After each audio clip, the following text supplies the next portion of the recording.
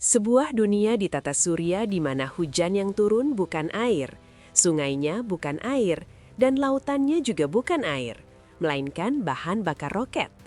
Yang lebih mengganggu pikiran, NASA sudah mengetahui keberadaan dunia ini selama puluhan tahun, namun hampir tidak pernah membicarakannya secara terbuka. Bukan karena rahasianya kecil, justru karena apa yang mereka temukan di sana tidak seharusnya mungkin ada. Jauh dari matahari, hampir 1 miliar kilometer dari bumi, mengorbit planet Saturnus, ada sebuah bulan raksasa bernama Titan. Ukurannya mengejutkan, lebih besar dari Merkurius dan lebih lebar dari bulan yang kita lihat setiap malam. Namun selama lebih dari 300 tahun sejak pertama kali ditemukan, manusia sama sekali tidak tahu seperti apa permukaannya. Bukan karena kita tidak ingin melihatnya, tetapi karena Titan menolak untuk dilihat.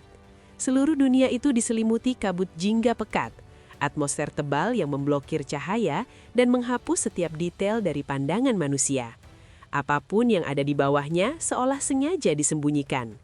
Ketika wahana pertama akhirnya melintas dekat Titan pada akhir abad ke-20, para ilmuwan berharap kabut itu akan terbuka. Namun yang mereka dapatkan justru sebaliknya, kabut yang lebih tebal, permukaan yang tetap tak terlihat.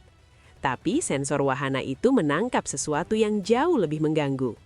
Titan memiliki atmosfer yang nyata, bukan lapisan tipis atau sisa gas, melainkan atmosfer tebal dan stabil dengan komposisi utama nitrogen, gas yang sama seperti yang membuat manusia bisa bernapas di bumi.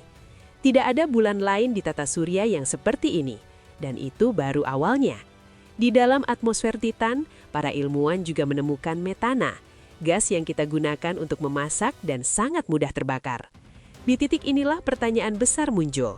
Mengapa dunia beku sejauh ini menyimpan molekul dasar yang dibutuhkan kehidupan? Jawaban belum ada, dan keanehan Titan belum selesai. Pengukuran gravitasi menunjukkan sesuatu yang janggal.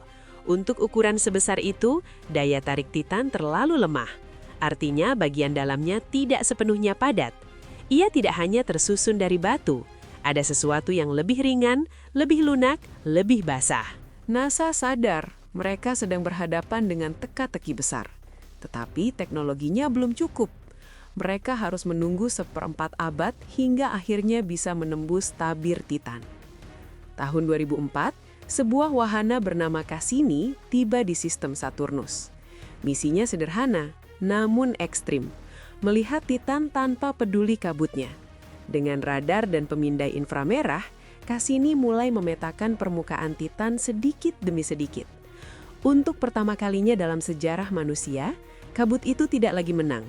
Yang muncul di layar bukan dunia mati atau batu beku tanpa aktivitas. Titan adalah dunia yang hidup. Suhunya memang brutal, minus 179 derajat Celcius, membuat air membeku sekeras granit. Namun atmosfernya 4 kali lebih padat dari bumi, dan di sanalah kegilaan itu dimulai. Metana di udara Titan mengembun, mencair, lalu jatuh dari langit sebagai hujan. Hujan metana ini membentuk sungai.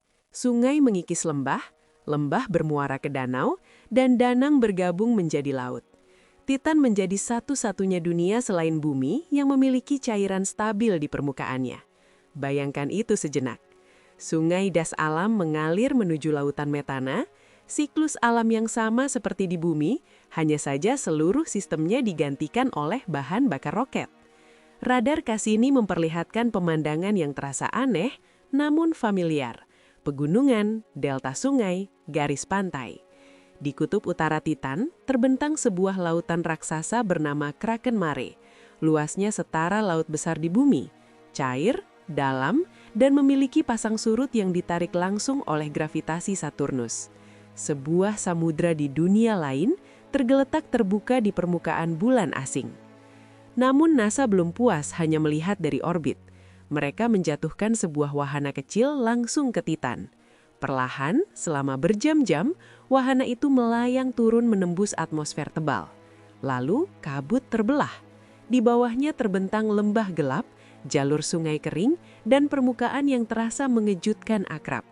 Wahana itu mendarat di dasar sungai yang telah mengering.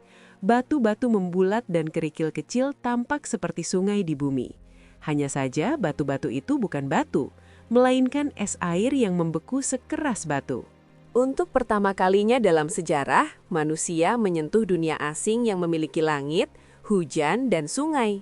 Hanya satu masalah, wahana itu datang di musim yang salah. Karena rahasia terbesar Titan bukan di permukaannya. Di bawah kerak esnya terdapat samudra air cair, air yang dicampur amonia, anti beku alami yang mencegahnya membeku sepenuhnya. Melalui gunung api es, air dari dalam bisa naik ke atas, bertemu hidrokarbon, lalu bercampur. Air, molekul organik, dan energi, itulah resep paling dasar kehidupan. Ini bukan berarti ada makhluk cerdas di sana, tetapi kehidupan paling sederhana, sesuatu yang memenuhi syarat minimum untuk disebut hidup menjadi kemungkinan nyata. Pertanyaannya bukan lagi apakah itu mungkin, melainkan apakah itu pernah terjadi. Itulah sebabnya NASA akan kembali. Tahun 2034, sebuah drone helikopter bertenaga nuklir bernama Dragonfly akan terbang di langit Titan. Ia akan mendarat di banyak lokasi, mengambil sampel, dan menyelidiki danau, atmosfer, serta gunung api es.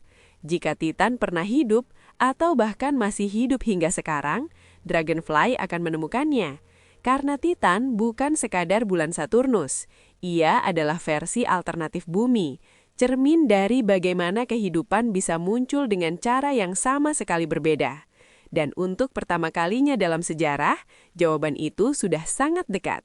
Sekian untuk episode hari ini, sampai bertemu di episode berikutnya.